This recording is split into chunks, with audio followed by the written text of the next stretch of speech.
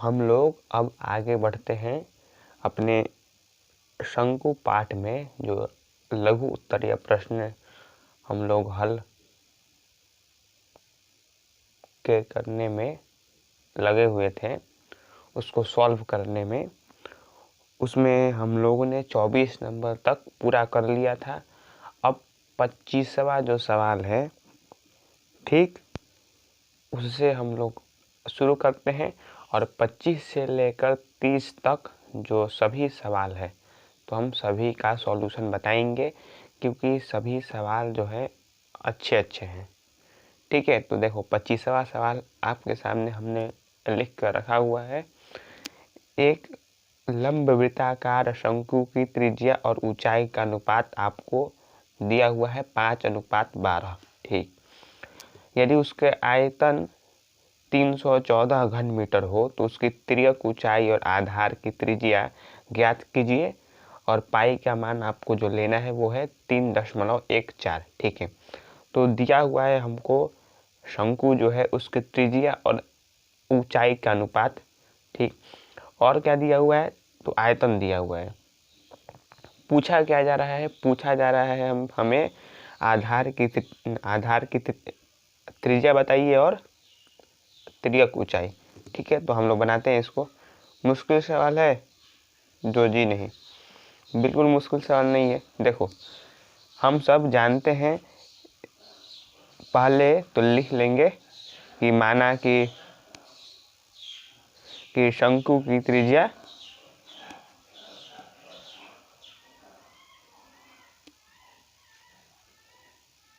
और ऊंचाई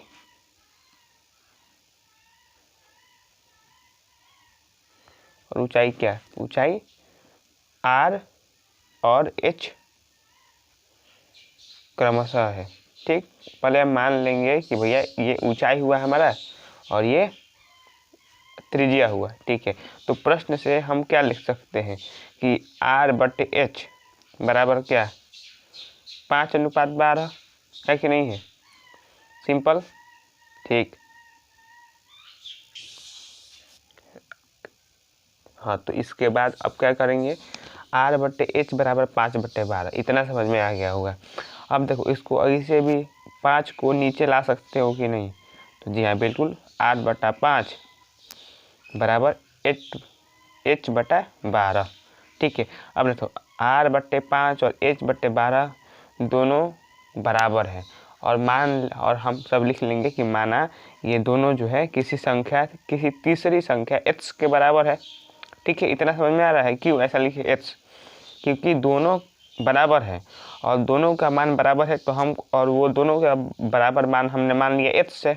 ठीक है, अब देखो, अब यहाँ से हम r बराबर, अगर हम R/5 और h को ले, 5 को उधर भेज दे तो r बराबर क्या लिख सकते हैं, 5h। ठीक है, ऐसे ही जो h है ऊंचाई, इसको क्या लिख सकते हैं, 12h। ठीक है, समझ गए आप कि r जो है यानी त्रिज्या वो 5h हुआ और जो ऊंचाई हुआ वो कितना, 12h। ठीक है, अब इसमें क्या करना है, हमें आयतन कितना दिया हुआ है, हमें जो आयतन दिया हुआ है शंकु का वो कितना दिया हुआ है, शंकु का आयतन हमको दिया गया है 314 घन मीटर। ठीक है, 314 मीटर क्यूब। अब शंकु का आयतन क्या होता है, हम सब जानते हैं 1/3 पाई R² H बराबर 314। ठीक है, पाई का मान 3.14 लेना है हमें। ठीक है, देखो अब क्या करेंगे, इसमें डालेंगे क्या, 1/3 को 1/3 रहने दो, पाई के जगह पे कितना, तो 3.14। R के जगह पे कितना रखेंगे, तो R के जगह पे रखेंगे 5h, 5h गुने 5h गुने h के जगह पे 12h। कहाँ से आया, समझ में आ रहा है, ये R के जगह पर 5h कहाँ से आया, तो यहाँ से, और h के स्थान पर 12h यहाँ से, बराबर 314। ठीक है, इतना समझ में आ गया। इन जो इस पॉइंट को उड़ा देंगे तो ये नीचे जाएगा, हाँ जी नीचे जाएगा 100। इस 314 से ये 314 चला जाएगा, हाँ चला जाएगा, कोई बात नहीं। अब देखो ये 5 के पहाड़ा से 100 20 बार में, फिर 5 के पहाड़ा से 20 4 बार में, फिर 4 के पहाड़ा से 3 बार में 12। ठीक है, तो हमारा अब क्या हो जाएगा, तो देखा जाए कि क्या होगा। और ये 3 के पहाड़ा से ये 3 भी चला जाएगा। ठीक है, ये 12 वाला जो 3 है और ये नीचे वाला जो 3 है, यहाँ से क्या आएगा, h गुने h बराबर h का पावर 3 बराबर 1। ठीक है, यानी h बराबर क्या, 1 का घनमूल। तो 1 का घनमूल क्या होता है, तो 1 ही होता है। इतना समझ में आया। ये 1 कहाँ से आया है, h का पावर 3 बराबर 1 आया है, इसलिए h बराबर क्या आ गया 1। ठीक है, अब जैसे ही h बराबर 1 आया तो हमारा जो ये त्रिज्या है r बराबर क्या हो गया, 5 गुने h, यानी 5 गुने 1 बराबर 5 सेंटीमीटर या 5 मीटर, 5 मीटर माफ करना। h बराबर क्या हो जाएगा, 12 गुने 1 यानी 12 मीटर। r पता चल गया, h पता चल गया। ठीक है, r पता चल गया, h पता चल गया। r क्या है, ये आधार की त्रिज्या। हमें क्या पता करना है, हमें पता करना था r कितना है, दूसरा l पता करना है। तो l बराबर में अब इसमें पाइथागोरस लगाएंगे। पाइथागोरस लगाने से क्या होगा, तो देखो l बराबर क्या होगा, √r² + h²। ठीक है, तो अंदर क्या आएगा, 5 का वर्ग 25, 12 का वर्ग 144, 25 144 हो जाएगा 169, 169 का वर्गमूल 13 क्या मीटर। तो समझ में आया। जो 25वां नंबर सवाल हम लोगों ने कैसे बनाया, हमारा त्रिज्या और ऊंचाई का अनुपात दिया हुआ है, हमने लिख लिया पहले, तो वही पहले वो लिखा है। फिर इसको बराबर दिखाया किसी तीसरे नियत यानी जो कांस्टेंट कोई h है इसके बराबर दिखलाया। इससे हमको r का मान पता चला 5h, h का मान पता चला 12h। ठीक है, अब जैसे ही ये पता चला और हमें शंकु का आयतन दिया हुआ है, हमने ये जो मान आया है इसको डाल दिया इस शंकु के आयतन में, और यहाँ से हमको h का मान पता चल गया 1। अब जैसे h का मान पता चला 1 तो हम लोग उसमें हम r में डाल दिए 5h में 1, तो हमें 5 पता चला त्रिज्या, h पता चल गया। और जैसे ही r और h पता चला हमको पता चल गया l यानी तिर्यक ऊंचाई। तो ठीक है, 25वां नंबर सवाल समाप्त होता है हम लोग का इसी के साथ। और हम लोगों ने यहाँ पर 3.14 लिया था, इसको भी ध्यान देना है लिखने वक्त। ठीक है, अब चलते हैं 26वें नंबर पर। अगर किसी को नोट करना हो कुछ तो वो नोट कर सकता है यहाँ से। ठीक है, अगर कुछ छूट गया हो मेरे से तो। अब देखो 26वां नंबर क्या है सवाल, तो 26वां नंबर सवाल मुश्किल नहीं है, बहुत आसान सवाल है। तो हम दिखा देते हैं पहले किताब से। ठीक है, देखो एक समकोणीय त्रिभुज है। ठीक है, समझ में आ रहा है इतना, जिसके समकोण बनाने वाली भुजाएं 3 सेंटीमीटर और 4 सेंटीमीटर लंबी हैं। ठीक है, यानी एक समकोणीय त्रिभुज है और जो उसका आधार और लंब है वो 3 और 4 है, या तो आधार या लंब, दोनों में से कोई एक। इस त्रिभुज को 4 सेंटीमीटर वाली भुजा पर चक्कर देने से जो शंकु बनेगा उसका आयतन प्राप्त कीजिए। ठीक है, तो तुमको हम बता चुके हैं कल ही कि भैया समकोण को घुमाओगे जब तुम आधार या लंब के या विकर्ण के भी अबाउट के ओर, तो तुमको शंकु मिलेगा। ठीक है, तो यहाँ पर जो समकोण मिला हुआ है वो है 3 और 4। ये बहुत फेमस है। अब तो तुमको हमको लगता है बनाते बनाते इतना याद हो गया होगा कि जहाँ भी 3 4 है तो जो तीसरा भुजा है वो ऑटोमेटिकली 5 हो जाता है। ठीक है, एकदम आसान। ऐसे ही जो इसके एक और एग्जाम्पल तुमको शायद याद होगा, वो होगा 5, 12 और 13 का। 5 12 का करोगे तो 13 वाला आएगा। ठीक है, चलो अभी उस पर जो अगला सवाल है वो वैसा ही है। अभी इस पर आते हैं कि अब यहाँ पर सबसे जो ज़रूरी बात है, इस बात को समझना है कि जो 3 और 4 सेंटीमीटर है, यहाँ पर कहा जा रहा है कि त्रिभुज को 4 सेंटीमीटर वाली भुजा पर चक्कर देने से, इसका मतलब क्या है? तो इसका मतलब है कि भैया हम 4 के अबाउट घुमाएंगे, यानी 4 जो भुजा है उसको फिक्स करेंगे। अब देखो जो भुजा फिक्स होगी वो क्या हो जाएगी? तो वही भुजा हमारी ऊंचाई हो जाएगी। इसका मतलब इस जो शंकु बनेगा उसमें ऊंचाई क्या होगी? 4, और जो त्रिज्या होगा इसका वो क्या होगा? वो होगा 3। तो इसको ध्यान रखना है। क्या है कि आयतन में हमको क्या निकालना रहता है? 1/3 पाई आर स्क्वायर एच। अब अगर आर और एच में तुम अगर कंफ्यूज करके गलती कर दिया तब आंसर पूरा गलती आ जाएगा।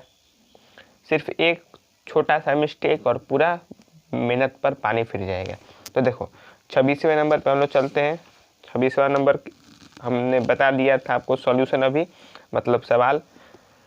देखो हमने बना कर रखा हुआ है त्रिभुज पी क्यू आर। ठीक है, देखो ये 4 सेंटीमीटर वाली भुजा है, नीचे 3 सेंटीमीटर वाली भुजा है।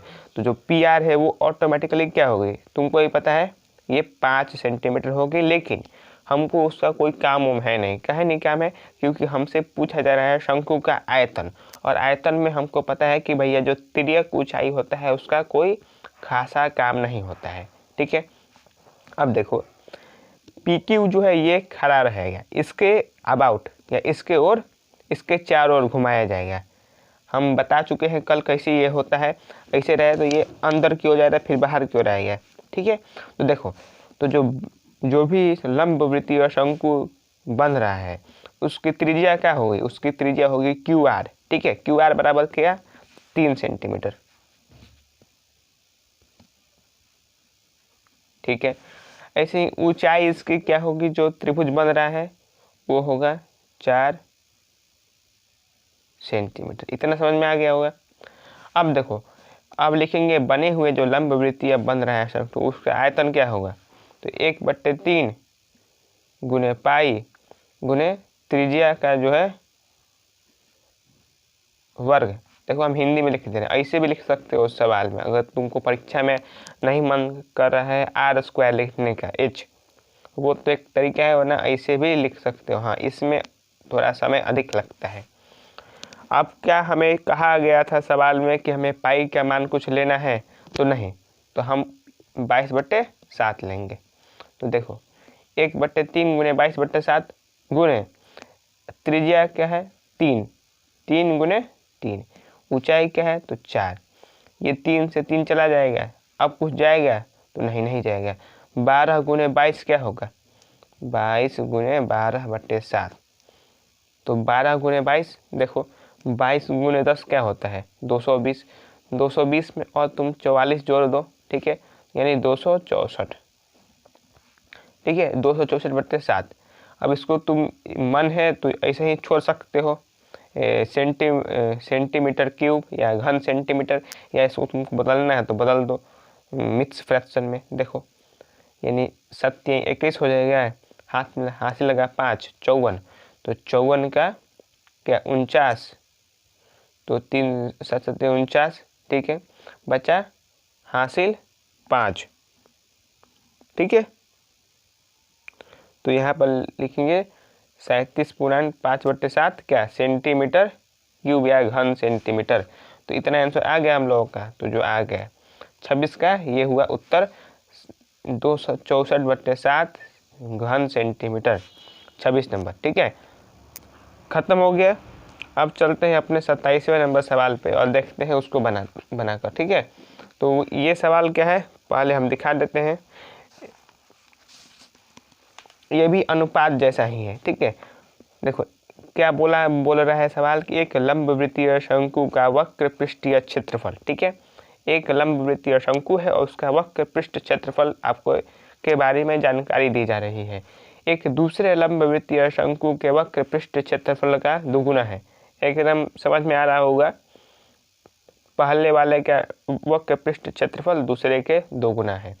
फिर पहले की तिर्यक ऊंचाई दूसरे की तिर्यक ऊंचाई की आधी है। ठीक है, अब देखो पहला वाला का वक्र पृष्ठ दूसरे के 2 गुना है, लेकिन जिसका 2 गुना है उसका तिर्यक ऊंचाई आधा है। ठीक है, तो दोनों शंकु की आधार की त्रिज्याओं का अनुपात आपसे पूछ रहा है। ठीक है, तो हम लोग निकालते हैं। तो क्या दिया हुआ है, हमको दिया हुआ है इतना ही भैया कि दिया हुआ जो है उसको लिखने से पहले हम लोग पहले कुछ समझ लेते हैं। समझने का मतलब पहले लिख लेंगे कि माना कि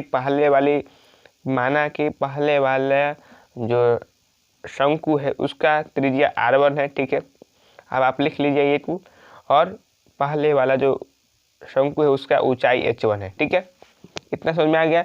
ऐसे ही जो दूसरा जो शंकु है उसका r2 और h2 त्रिज्या और ऊंचाई है। ठीक है, ठीक है, इतना समझ में आ गया होगा। अब आगे क्या, अब आगे और L1 भी लिख लो। L1 क्या, उसका तिर्यक ऊंचाई, जिसका ही काम है। H1 का कोई काम तो है नहीं, और इसका L2। ठीक है, L2 का है तिर्यक ऊंचाई दूसरे वाला जो शंकु है। अब देखो सवाल में क्या बोला जा रहा था, सवाल में कहा जा रहा था कि जो पहला जो है, पहला का वक्र पृष्ठ क्षेत्रफल दूसरे के वक्र पृष्ठ क्षेत्रफल का क्या है, 2 गुना है। अब वक्र पृष्ठ क्षेत्रफल क्या होता है शंकु के केस में, तो पाई आर एल। तो इसमें क्या लिखेंगे, हम लिखेंगे पाई आर। अब आप लिख लीजिएगा पहले यहाँ पे कि पहले वाले शंकु का वक्र पृष्ठ क्षेत्रफल बराबर दूसरा का 2 गुना, यानी पाई r1 क्या r1 हो गया। r1 क्यों लिखा, क्योंकि पहला वाला शंकु की बात हो रही है। फिर गुने L1 क्यों, पहला वाला शंकु की तिर्यक ऊंचाई की बात हो रही है। बराबर बोलना क्या गया था सवाल कि ये डबल है, तो 2 गुना है। किसका डबल है, तो जो दूसरा वाला है उसका।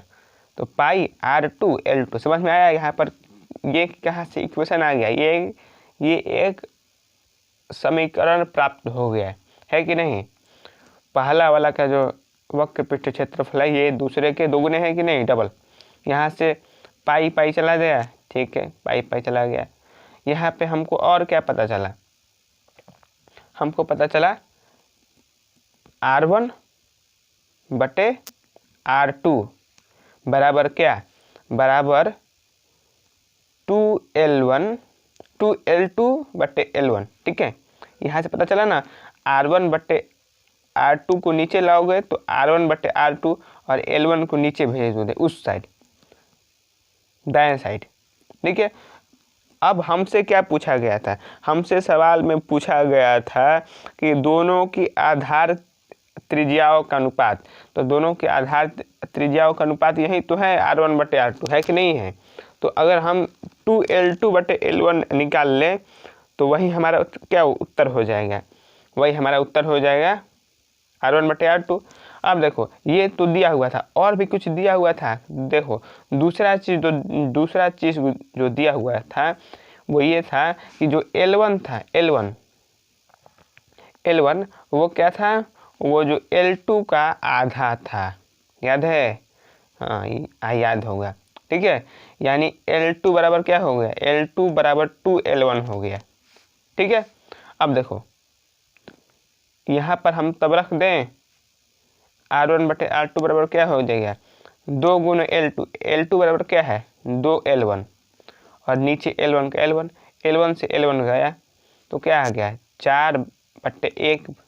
तो R1 अनुपात R2 क्या हो गया 4:1। 27 वाला मतलब को बन गया कि नहीं बन गया, कैसे बना, हम लोगों ने पहले वाला क्या मान लिया, त्रिज्या और ऊंचाई R1 L1, दूसरे वाले का R2 L2। ठीक है, फिर उसके बाद हमने वक्र पृष्ठ क्षेत्रफलों को बराबर दिखलाया, जो संबंध दिया हुआ है दोनों के बीच में उसको लिखा। फिर दूसरा वाला जो तिर्यक ऊंचाई के बीच में जो संबंध दिया हुआ है उसको लिखा। और फिर जो तिर्यक ऊंचाई से जो हमको संबंध आया वो हमने डाल दिया वक्र पृष्ठ वाला में। वक्र पृष्ठ में डाला तो R1/R2 निकालना था, हम लोग को चाहिए था, हम लोगों का आ गया। ठीक है, तो खत्म ये 27 नंबर सवाल भी। अब तो यानी जो इसी के साथ हमारा जो लघु उत्तरीय प्रश्न है उसका वो सारा समाप्त होता है। अब अगले वीडियो में हम लोग स्टार्ट करेंगे क्या, तो दीर्घ उत्तरीय प्रश्न 3 सवाल है, वो भी मात्र बहुत ज़्यादा नहीं है, उसी के साथ खत्म हो जाएगा हमारा ये पाठ जो है उसका जितना भी ऐसा सवाल है। फिर अंत में एक बहुवैकल्पिक प्रश्न रह जाएगा। ठीक है, तो आपसे मिलते हैं अब दीर्घ उत्तरीय प्रश्नों के साथ।